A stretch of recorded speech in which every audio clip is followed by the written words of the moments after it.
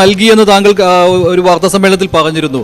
എന്താണ് ഉദ്ദേശിക്കുന്നത്? ഇതിനകം നൽകാത്ത വിവരങ്ങൾ KSIDCയുടെ കൂടുതൽ പങ്ക് വെളിവാക്കുന്ന അഡീഷണൽ ഇൻഫർമേഷൻ ഞാൻ ഇന്ന് കേന്ദ്ര കോർപ്പറേറ്റ് അഫയേഴ്സ് മന്ത്രാലയത്തിനും കോപ്പി SFIOയ്ക്ക് നൽകിയിട്ടുണ്ട്. താങ്കൾ പറയുകയുണ്ടായി മുഖ്യമന്ത്രിയുടെ ഓഫീസിൽ നിന്ന് ഇടപെടൽ ഉണ്ടായിട്ടുണ്ട് കർണാടക ഹൈക്കോടതിയിൽ എന്ന്. അത് KSIDCക്ക് വേണ്ടി ഹൈക്കോടതി കേസ് കൊടുക്കാൻ വേണ്ടി ഇവിടുന്ന് ആളുകൾ പോയിട്ടുണ്ടെന്നാ പറഞ്ഞത്. ഈ KSIDCക്ക് വേണ്ടി KSIDC കക്ഷി ആയതുകൊണ്ടാണോ അതോ മുഖ്യമന്ത്രിയുടെ ഓഫീസിന് KSIDCയെ സംരക്ഷിക്കാനാണോ എക്സാലോജിക്കിന്റെ ഡയറക്ടറെ സംരക്ഷിക്കാനാണോ കൂടുതൽ താല്പര്യമെന്ന് ഞാൻ പറയേണ്ട കാര്യമില്ല. അത് പൊതുസമൂഹം വിലയിരുത്തട്ടെ. ഷോൺ, ഒരു കാര്യം കൂടി, അതായത് ഈ കേസിൽ മാസപ്പടി വിവാദത്തിൽ നിന്നാണ് ഇങ്ങനെ അന്വേഷണം ഇവിടം വരെ എത്തുന്നത്. ഇവിടെ ഉണ്ടാവുന്ന ഒരു കാര്യം, കേരളത്തിലെ കരിമണൽ ഇടപാടുകൾ പല ഘട്ടങ്ങളിലായി നമ്മൾ വിവാദമായി ചർച്ച ചെയ്തതാണ്. പിന്നീട് കുറെ നാളുകളായി ചർച്ചയില്ലാതെ നിന്നപ്പോഴാണ് മാസപ്പടി ഇനത്തിൽ ഇങ്ങനെ CMRL കമ്പനിയിൽ നിന്നും മുഖ്യമന്ത്രിയുടെ മകൾ തുക വാങ്ങിയെന്ന കാര്യം പുറത്തു വരുന്നത്. അങ്ങനെയെങ്കിൽ ഈ SFIO അന്വേഷണത്തിൽ കേരളത്തിലെ കരിമണൽ ഇടപാടുകളിലേക്ക് കൂടി അന്വേഷണം നീളും, അങ്ങനെ താങ്കൾ കരുതുന്നുണ്ടോ?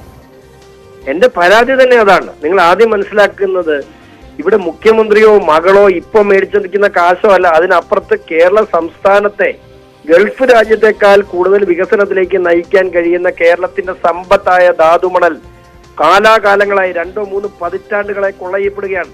അത് കൃത്യമായി മൈനിങ്ങിന്റെ പരിധിയിലുണ്ടാകണം. അത് സർക്കാർ കൃത്യമായി മൈൻ ചെയ്യണം. പരിസ്ഥിതിക്ക് ആഘാതം ഉണ്ടാക്കാത്ത രീതിയിൽ മൈൻ ചെയ്യണം. കേരള സംസ്ഥാനത്ത് ഇന്നുണ്ടായ കടബാധ്യതയൊക്കെ നിസ്സാര ദിവസം കൊണ്ട് വീട്ടാൻ കഴിയും. അത്രയും വലിയ സമ്പദ് വ്യവസ്ഥയിലേക്ക് കേരളത്തെ നയിക്കാൻ കഴിയുന്ന കേരളത്തിന്റെ സ്വത്താണ്, കേരളത്തിന്റെ ഏറ്റവും വലിയ സമ്പത്താണ് കരിമണൽ. അതിലേക്കും അവിടം ആ കാര്യത്തിൽ വ്യക്തത ഉണ്ടാക്കിയ ഈ കേസ് അവസാനിക്കും. അത് മുഖ്യമന്ത്രിയെ പ്രതിയാക്കുക എന്നുള്ള മാത്രമല്ല ഈ കേസിന്റെ ഉദ്ദേശം. ശരി, വളരെ നന്ദി ഷോൺ ജോർജ്. ഷോൺ പറഞ്ഞ ചില കാര്യങ്ങളുണ്ട്. ഈ ഇതിൽ മുഖ്യമന്ത്രിയുടെ ഓഫീസിൽ നിന്ന് ഉദ്യോഗസ്ഥർ എത്തിയിരുന്നു കർണാടക ഹൈക്കോടതിയിൽ എന്ന്. അത് എന്തിനു വേണ്ടിയായിരുന്നു എന്ന ചോദ്യമുണ്ട്. KSIDC പക്ഷേ അവിടെ KSIDCക്ക് വേണ്ടിയുള്ള ഒരു വാദം അവിടെ നടന്നിരുന്നില്ല. അവിടെ SFIOയും എക്സാലോജിക്കും തമ്മിലുള്ള ഡയറക്റ്റ് വാദമാണ് നടന്നത്. ഈ രണ്ടുപേരുടെയും വാദങ്ങളാണ് കേട്ടത് കർണാടക ഹൈക്കോടതി. അപ്പോൾ മുഖ്യമന്ത്രിയുടെ ഓഫീസിന്റെ ഒരു സാന്നിധ്യം അവിടെ ആവശ്യമുണ്ടായിരുന്നു എന്നുള്ള ചോദ്യം സ്വാഭാവികമായിട്ടും വരുന്നുണ്ട്. അത് എക്സാലോജിക്കിന്റെ ഡയറക്ടറായ മുഖ്യമന്ത്രിയുടെ മകളെ SFIOയുടെ കൈകളിലേക്ക് വിട്ടുകൊടുക്കാതിരിക്കുന്നതിന് വേണ്ടിയുള്ള ശ്രമമല്ലേ എന്ന് സംശയിച്ചാൽ കുറ്റം പറയുവാൻ എന്തായാലും പറ്റുകയില്ല. ഷോൺ പറഞ്ഞ മറ്റൊരു കാര്യം, കരിമണൽ ഖനനവുമായി ബന്ധപ്പെട്ടുള്ള ഒട്ടേറെ കാര്യങ്ങൾ ഈ അന്വേഷണത്തിന്റെ പരിധിയിൽ വരുമെന്നാണ്. അത് ശരിയുമാണല്ലോ. കാരണം ഷോണിന്റെ ഹർജിയിൽ തന്നെ ആ കാര്യവും ഉന്നയിച്ചിട്ടുണ്ട്.